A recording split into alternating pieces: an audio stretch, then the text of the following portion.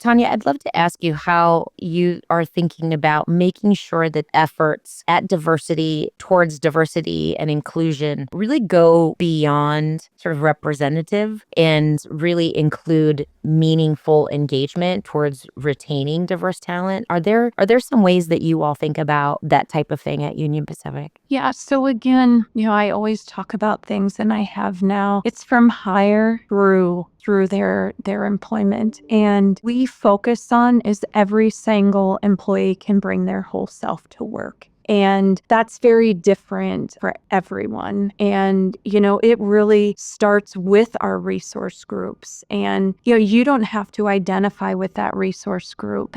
We look at it as learning and development. I could go to our Black employee network and become a member. That expands my network. There's learning and development and celebrations such as Juneteenth that I can become knowledgeable about. I can celebrate. I can understand.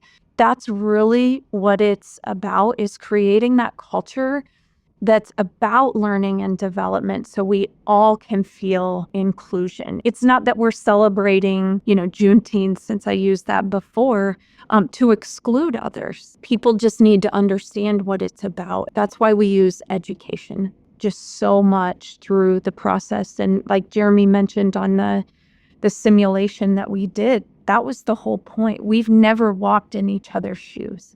We don't know what it's like through life or identifying one way or, another. But what that helps us do when you learn and educate yourself, just like that simulation, you walk, I'm doing quotes if people are only on voice, but is you get to walk for a little bit in somebody else's shoes.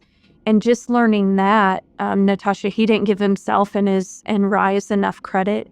I mean, we had people in tears. We had people that followed up with me afterward that said that was the most impactful training that they've ever done, because we don't know. And when you don't know, you don't have as much respect potentially for that other person. That's why I opened up with empathy, and I'm going to say empathy here. The more empathy we have for each other creates inclusion.